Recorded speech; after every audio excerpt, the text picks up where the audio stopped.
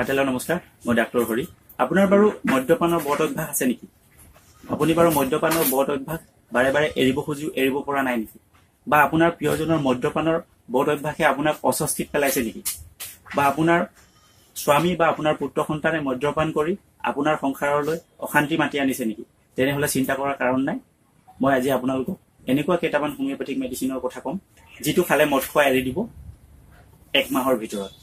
অৰ্থাৎ এক মাহৰ ভিতৰত মদৰ আসক্তিৰ পৰা পৰিত্ৰাণ পাবলৈ সক্ষম হয় বৰ্তমান সময়ত এনেকুৱা ব্যক্তি আছে যি নেকি নিজৰ মদ্যপানৰ বদ অভ্যাসৰ বাবে ঘৰ সংসাৰ পৰিয়ালৰ মাজত অশান্তি কৰাৰ লগতে নিজৰ জীৱনো বিপদাপন্ন কৰি তোলে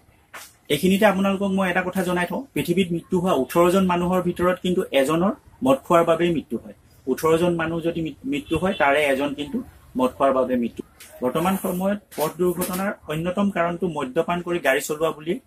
স্থাৱৰ কৰা হৈছে এটা গৱেষণাত পৃথিৱীৰ 6% মানুহ মদ্যপানৰ বাবে মৃত্যু হয় বুলি প্ৰকাশ পাইছে আজিকালি বহু মহিলায়ো ব্যাপক হাৰত মদ্যপান কৰিবলৈ লোৱা দেখা গৈছে যাৰ বাবে তেনে মহিলাৰ প্ৰজনন ক্ষমতাৰ ওপৰত প্ৰভাৱ পৰিছে আৰু তেনে মহিলাই মানসিক বিকাৰগ্ৰস্ত শিশুৰ জন্ম দিছে নহলে বিকলাংগ শিশুৰ জন্ম দিয়া দেখিবলৈ পোৱা গৈছে ইয়াৰ বাহিৰেও অসুস্থ সামাজিক বাতাবৰণ যেনে দণ্ড খৰিয়াল হাইকাজিয়া মাৰপিট ঘৰুৱা অশান্তি আত্মহত্যা বলাৎকাৰ আদি জঘন্য সামাজিক অপৰাধসমূহ কিন্তু এই মদ্যপানৰ বাবে সংঘটিত হোৱা বুলি গণ্য কৰা হৈছে আৰু এই মদ খোৱা বেয়া অভ্যাসৰ বাবে কিছুমান মানুহৰ অৰ্থনৈতিক পৰিকাঠামো ভাঙি চিঙি দৰিদ্ৰতাৰ মুখলৈ গতি কৰাও দেখিবলৈ পোৱা গৈছে এতিয়া আহো স্বাস্থ্যজনিত সমস্যা অন্যহাতেদি যদি এজন মানুহে দিনৌ 80 ml তকৈ বেছি মদ সেৱন কৰে 10 বছৰ ধৰি যদি 80 ml তকৈ বেছিকৈ মদ্যপান কৰে এজন মানুহে তেতিয়াহলে চিৰচিছ হোৱাটো নিশ্চিত আৰু এই liver cirrhosis of the liver incurable disease হয় ইয়াক ভাল কৰিব নোৱাৰা বেমাৰ যেতিয়া লিভাৰ ডেমেজ হ'ব তাক কিন্তু ভাল কৰিব নোৱাৰে আৰু লিভাৰ ডেমেজ হোৱাৰ এবছৰৰ ভিতৰতেই ব্যক্তিজনৰ মৃত্যু হ'ব ইয়াৰ উপৰিও 10 বছৰ ধৰি যদি একেৰাহে মদ্যপান কৰি থাকে তেনে মানুহৰ ষ্টমাক কেঞ্চাৰটো হোৱাটো নিশ্চিত গতিকে যদি আপুনি বিচাৰে যে আপুনি মদ্যপানৰ বদ অভ্যাস এৰিব বা কোনোবা আপোনাৰ আত্মীয় স্বজনৰ মদ্যপানৰ এই বদ অভ্যাসৰ পৰা এই মদ্যপানৰ আসক্তিৰ পৰা আপুনি মুক্ত কৰিব তেনেহলে আপুনি হোমিওপ্যাথিক কেইটামান মেডিচিনৰ কথা কৈছো মই এই মেডিচিন কেইটা আপুনি ল'ব পাৰে আপোনাৰ কেলাডিয়াম চেং মাদাৰ টিনচা অৰ্থাৎ কিউ মই ইয়াতে নামটো আপোনাৰ দেখাই দিছো কেলাডিয়াম চেং কিউ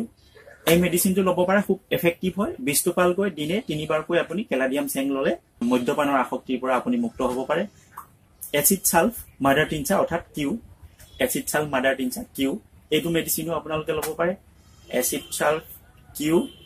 20 টোপালকৈ দিনে 3 বাৰ ল'ব পাৰে কিন্তু ইয়াৰ এটা সামান্য সাইড এফেক্ট আছে এই মেডিচিনটো খোৱাৰ পিছত কি হ'ব যদি মদ খায় তেনেহলে বমি টেন্ডেন্সি আহে বা বমি কৰিব পাৰে তাৰ উপৰি আপুনি এভেনা সেটিভা খুব ভ্যালুয়েবল মেডিচিন হয় আপোনাৰ নাৰ্ভৰ সমস্যা থাকিলেও এই মেডিচিনে ভাল কৰে আৰু অত্যাধিক খঙাল ব্যক্তিয়ে যদি এই মেডিচিনটো ব্যৱহাৰ কৰি থাকে তেনেহলে তেওঁ মানসিক পৰিৱৰ্তন আহি পৰে আৰু তেওঁ খং নাইকিয়া হৈ যায় আৰু এটা লাভ আছে ইয়াত এই এভেনা সেটিভাটো যদি ষ্টুডেন্টে খায় তেনেহলে কনসেন্ট্ৰেচন বৃদ্ধি কৰিব পাৰে ধৈৰ্য শক্তি বাঢ়িব ষ্টুডেন্টক যদি খুৱায় আৰু এই মেডিচিনটো যদি মদাহী এনেকুৱা হয় যে যদি সদায় বহুদিন ধৰি মদ খোৱা মানুহ এজনে যদি হঠাৎ মদ খাবলৈ এৰি দিয়ে তেতিয়াহলে হাত ভৰি কঁপনি উঠা মাথা ঘূৰোৱা বা মাথা বিষোৱা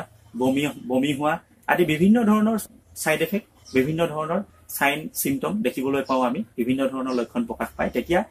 এই এভেনা সেটিভাই সেই মদৰ যিটো এলকহলৰ পৰিমাণ গাত নিয়ন্ত্ৰণ কৰি ৰাখি আপোনাৰ মাথা বিষেই হওক বা বিভিন্ন ধৰণৰ মদৰ পৰা হোৱা উপসৰ্গসমূহ যিটো উইথড্ৰয়েল সিন্ড্ৰোম কো এই বস্তুটো নাইকিয়া কৰি দিব পৰা ইয়াৰ কেপাসিটি আছে আৰু নাইকিয়া কৰি দিয়ে ইয়াৰ উপৰিও আপোনাৰ পেচিফ্লোৰা ইণ্ডিকা নাক্স ভূমিকা আদি মেডিচিনসমূহ খুব ফলদায়ক হয়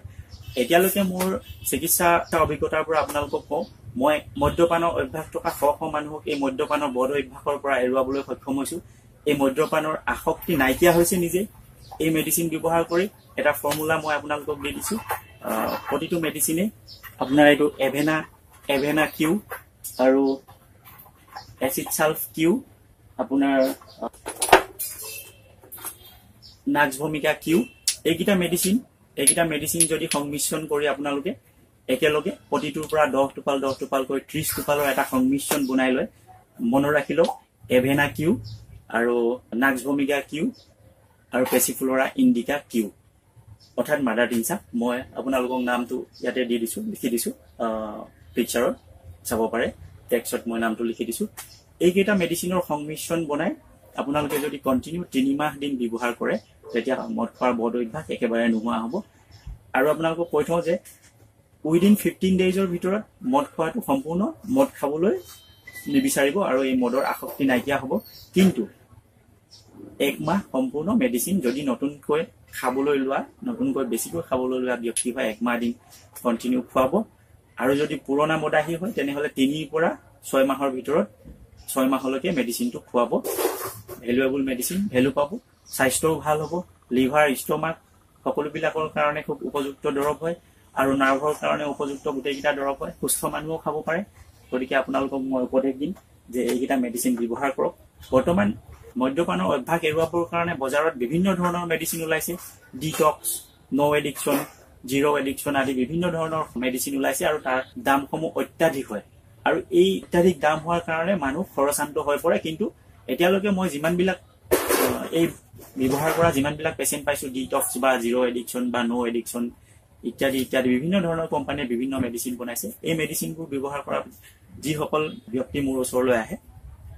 এতিয়ালৈকে মই দেখাত এই মেডিচিনে মদ্যপান বা ধূম্ৰপান বা যিকোনো ধৰণৰ এলকহল হেবিট এৰুৱাব পৰাটো মই দেখি পোৱা নাই কিন্তু মই কওঁ এই মেডিচিন কিটা লৈ ড্ৰাগছ উইথড্ৰয়েল সিনড্ৰোম দেখা পোৱা মানুহ সুস্থ হৈছে আৰু বহু দিন ধৰি কানিৰ বদ অভ্যাস থকা মানুহ এই মেডিচিনৰ দ্বাৰা তেওঁ এই কানি খোৱাৰ অভ্যাস নাইকিয়া হৈছে মই এজন বুঢ়া মানুহ পাইছিলো তেওঁ মোৰ ওচৰলৈ আহিছিল নিজে বিচাৰি আহিছিল যে কানিৰ দাম বৰ্তমান বহুত বেছি বাঢ়ি গৈছিল বাঢ়ি যোৱাৰ কাৰণে খাব নোৱাৰা হৈছিল আৰু তাৰ কাৰণে তেওঁ বহুত ধৰণৰ মানসিক বিকাৰ সৃষ্টি হৈছিল বিকাৰ জন্ম হৈছিল গতিকে এই মানুহজনে মোক নিজে আহি এপোজ কৰিছিল যে মোক এই বদ অভ্যাসটোৰ পৰা মুক্ত কৰিব পৰা কিবা মেডিচিন আছে নেকি আৰু মই এই মেডিচিন কিটাৰ জৰিয়তে তেওঁকো এই বদ অভ্যাসৰ পৰা মুক্ত কৰিছিলো আৰু লগতে তেওঁৰ লগত যিমানবিলাক খোৱা মানুহ আছিল এই সকলোবিলাকে এই মেডিচিনৰ জৰিয়তে কানি খোৱা বদ অভ্যাসো এৰিবলৈ সক্ষম হৈছিল গতিকে মই আপোনালোকক উপদেশ দিম এই মেডিচিন কিটা আপোনালোকে ব্যৱহাৰ কৰক নিজৰ ঘৰ সংসাৰ বা পৰিয়ালটোক সুস্থিৰ কৰি ৰাখক পৰিয়ালত অশান্তি হোৱা মানে আপোনালোকৰ ঘৰ সংসাৰ বা অৰ্থনৈতিক পৰিকাঠামোকে ধৰি বিভিন্ন ধৰণৰ অসুখ অশান্তি বা হয় গতিকে মই উপদেশ দিম আপুনিও এই মেডিচিন ব্যৱহাৰ কৰি নিচামুক্ত হওক আৰু যদি আপোনাৰ পৰিয়াল বন্ধুবৰ্গ আত্মীয় স্বজনৰ কোনোবাই অত্যাধিক মদ্যপান কৰি ঘৰুৱা অশান্তি সৃষ্টি কৰিছে তেনেহলে তেওঁকো এই মেডিচিন খাবলৈ কওক আপুনি ওচৰৰ হোমিওপেথিক দৰবৰ দোকানত